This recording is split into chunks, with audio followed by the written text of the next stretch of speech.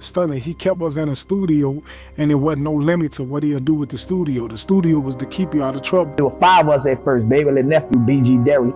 Wayne and BG kind of like voted him out. You was around the time when BG Derrick was running with Birdman? Because I heard he was going to be a Hot Boy member. Is that real? Yeah, he was. And he was younger than me. He was one of the ones that was really wild. Derrick, lay it down. All right, lay it down. Lay it down, lay it down. Lay it down, y'all lay it down. Fuck that, lay it down. Derrick could be like, y'all can't go uptown, I'm about to go uptown. So of course Wayne gonna be like, man, I'm going with Derrick. That basically will make them leave the studio and Stunner look around like, where Wayne at? BG Derrick used to kind of like be a bully to them. You know, I'm from the project, so He just was a little gangster. He was ahead of all them. He was living like that.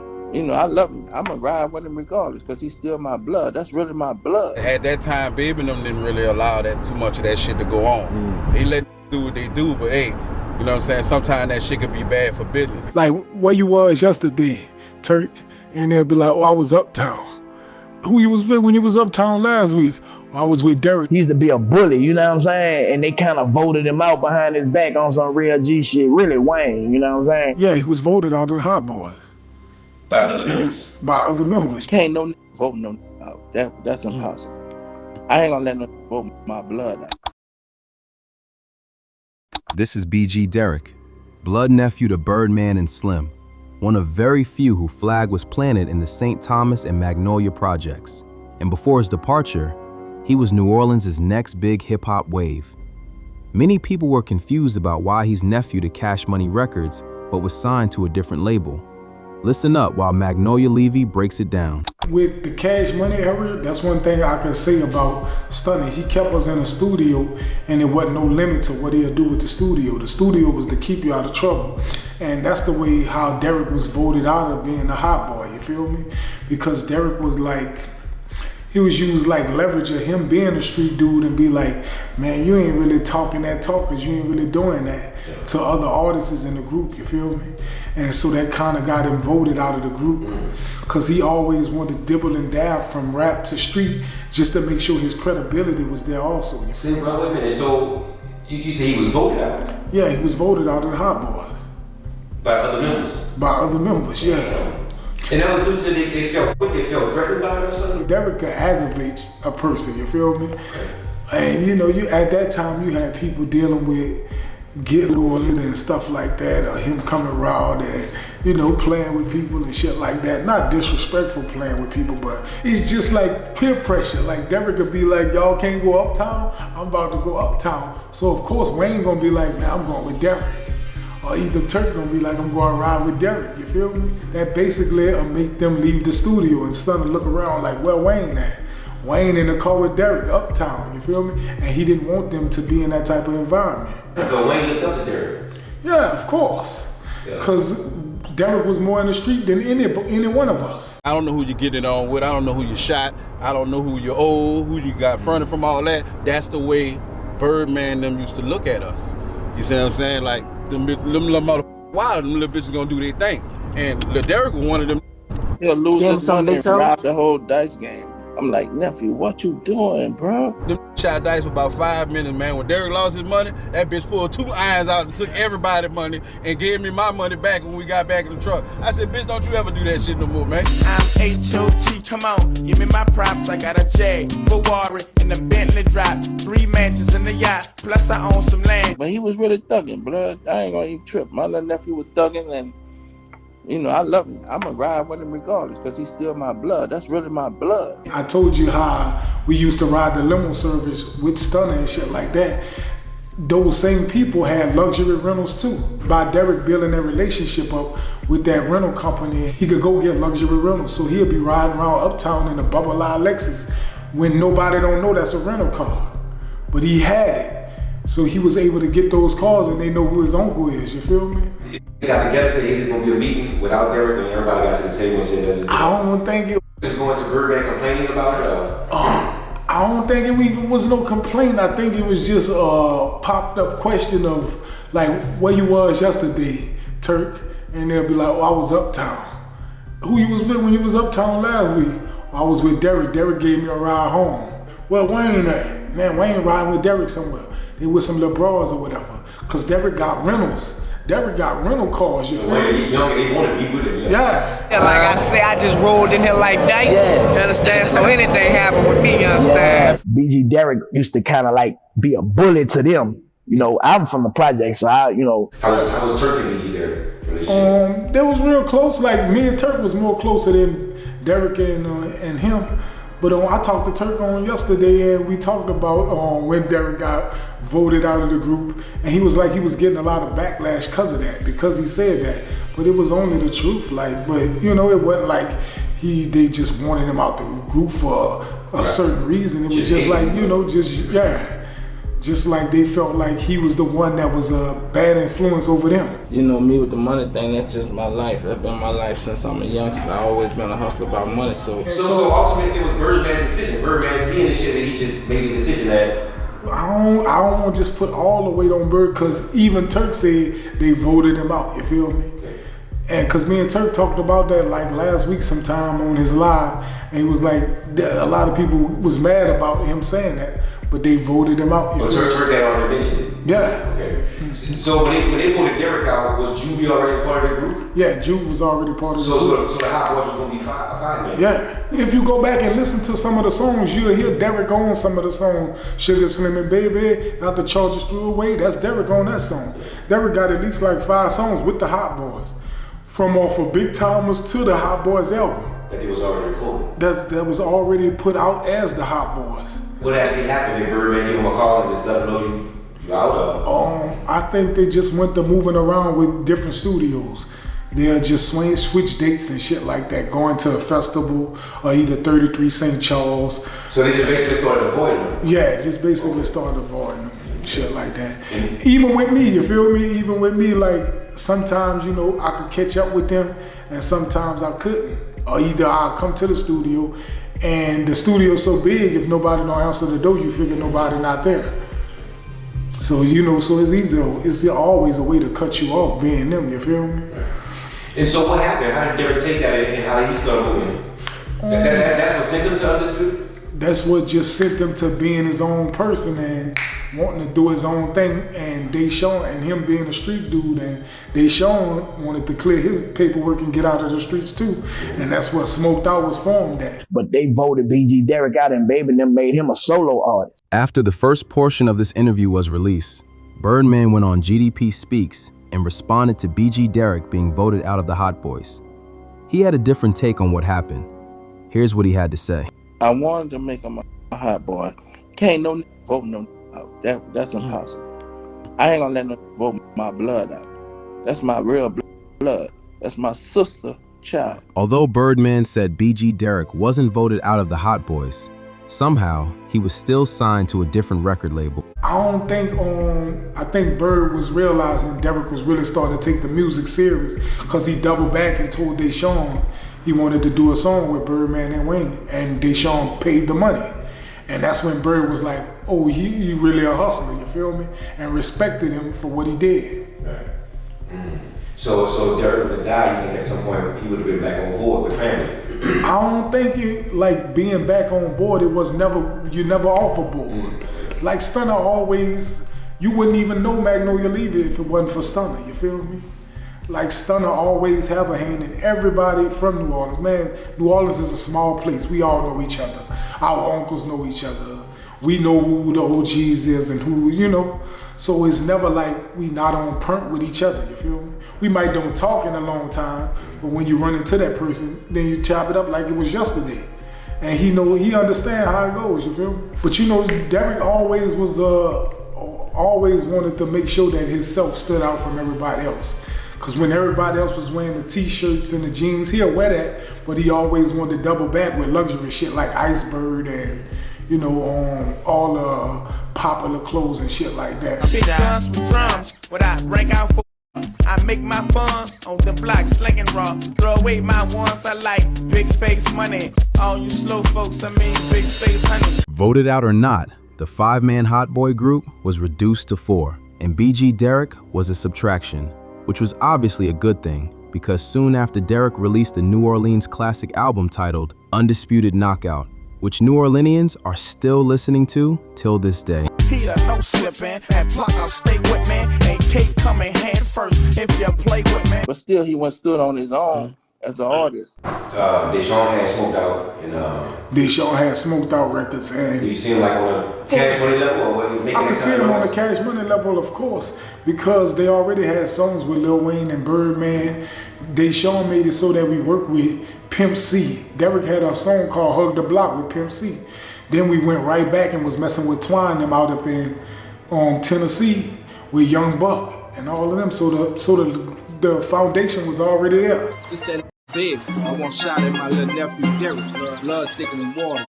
You know how we do this shit. We Williams for life. Baby was greeting them with open arms because he's actually the reason that they had got a distribution deal with a company.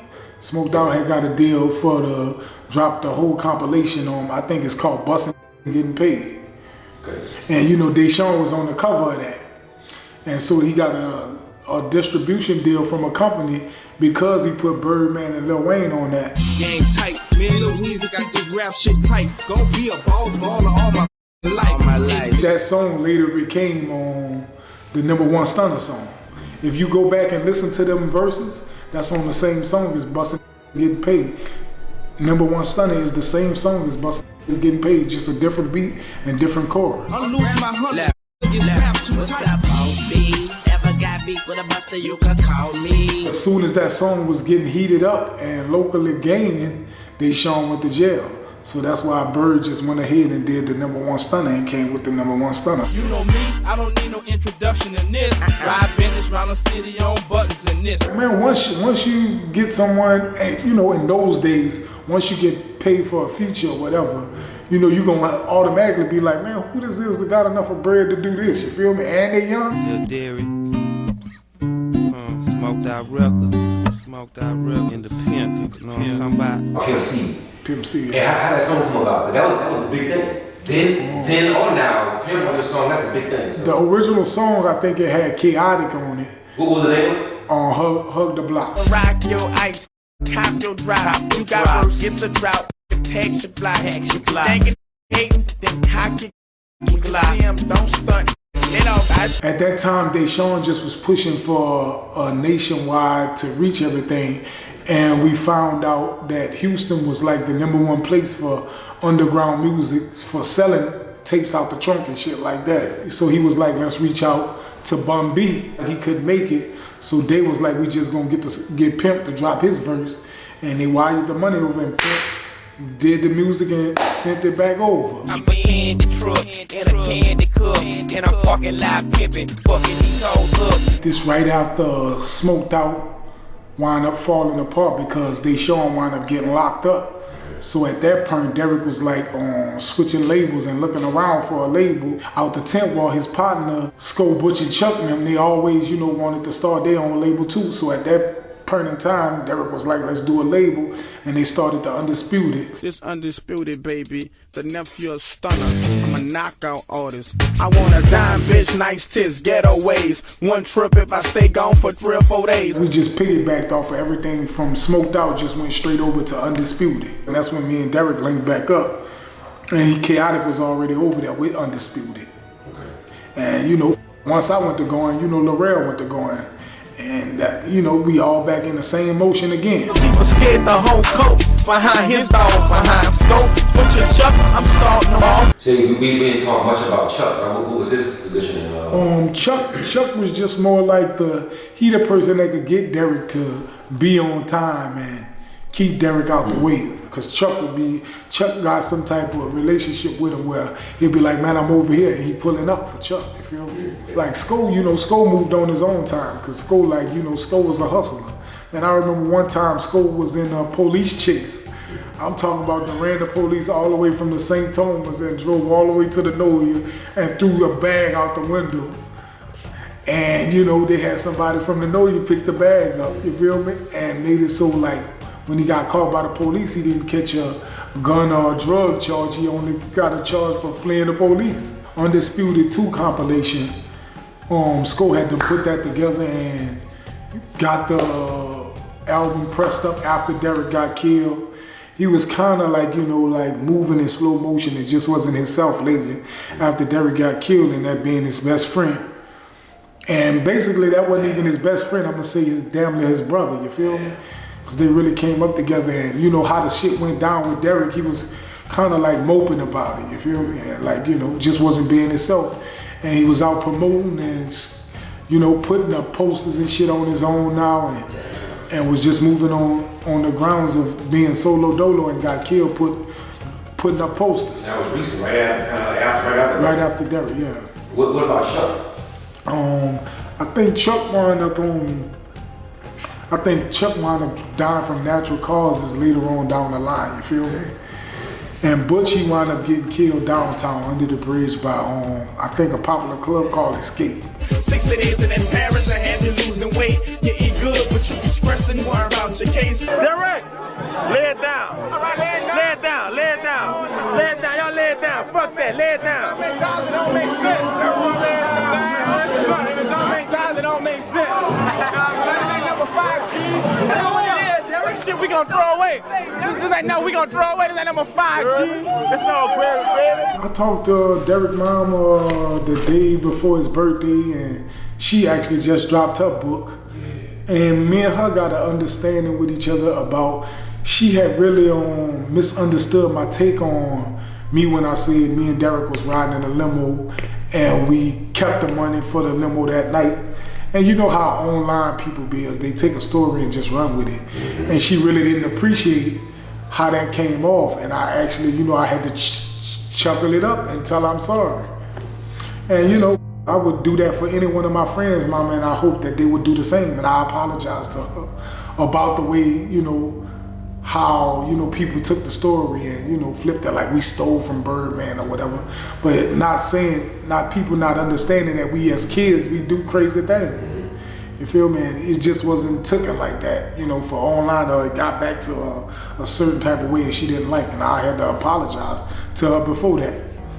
I think I just apologized to her about 2 weeks ago, and we had chopped it up for like an hour and a half. Yeah, that was beautiful. Yeah. BG Derek, you heard me? Real talk, dude. That really was the Birdman to me.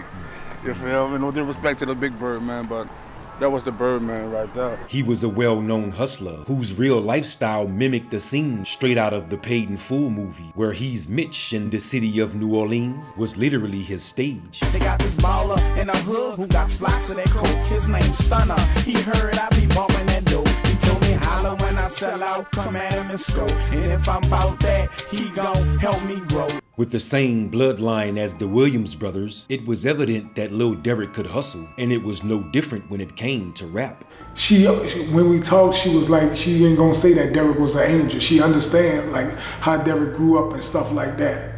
But she still was like, some stuff trigger her, when she sees people talking about her son, or when she hears music and shit like that. That's natural too, bro, for the film. And it's been, as me being a person I am, I don't even know how to understand, because that's her child, you feel me? And I just wanted to do my part to clear some of that up and, put it in the right perspective, because I would want somebody to do the same for my mother too. The only reason I probably think that I was allowed around so much is because I was off of Willow Street.